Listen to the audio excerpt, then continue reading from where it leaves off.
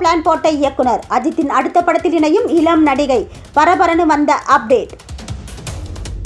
இந்த வருடம் அஜித் நடிப்பில் 2 படங்கள் வெளியாகின. அதில் குட் பேட் அக்லி மட்டுமே மாபெரும் வெற்றியை பெற விடாமுயற்சி படம் தோல்வியை சந்தித்தது. குட் பேட் அக்லி கொடுத்த வெற்றியால் தனது 64வது படத்தை இயக்கும் வாய்ப்பை மீண்டும் ஆதிக் ரவிச்சந்திரனுக்கே அஜித் கொடுத்துள்ளார். அனிருத் இசையமைப்பதாக சொல்லப்படும் இந்த படத்தில் பல முன்னணி நடிகர் மற்றும் நடிகைகளை நடிக்க வைக்க பேச்சுவார்த்தை நடந்து வருவதாக தெரிகிறது. இப்பொழுது முழு நேர கார் ரேஸ் பந்தயத்தில் ஈடுபாட்டுடன் இருக்கும் அஜித் அதை முடித்துக் கொண்டு இந்த படத்தில் இணைந்து நடிப்பார் என்ற தகவலும் வெளியாகியுள்ளது. அடுத்த வருடம் கோடை விடுமுறையை குறிவைத்து இந்த படத்தை எடுத்து முடிக்க படக்குழு திட்டமிட்டு நம்பகத்தகுந்த வட்டாரங்கள் தெரிவிக்கின்றன.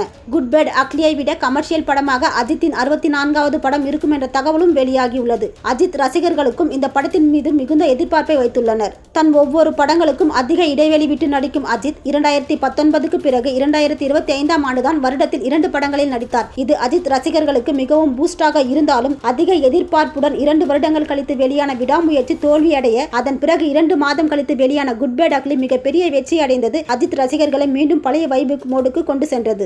இதனால் அஜித் ரசிகர்களுக்கும் ஆதிக் ரவிச்சந்திரன் மேல் ஒரு நம்பிக்கை வந்தது. அந்த நம்பிக்கையை காப்பாற்றும் விதமாகவே AK64 இருக்கும் என அஜித் ரசிகர்கள் பலர் சொல்லி வருகின்றனர். இப்படியான நிலையில் AK64 படத்தில் தெலுங்கில் பிரபலமாக இருந்து வரும் நடிகர் ஸ்ரீலீலாவை நடிக்க வைக்க படக்குழு முயற்சித்து வருவதாக செய்திகள் வந்துள்ளது. ஏற்கனவே குட் பேட் அக்லியில் ஸ்ரீலீலாவை நடிக்க வைக்க முயற்சிகள் நடந்தன. ஆனால் கால்ஷீட் பிரச்சனையால் அவரால் அந்த படத்தில் நடிக்க முடியாமல் போனதாக அப்போது தகவல்கள் வெளியானது.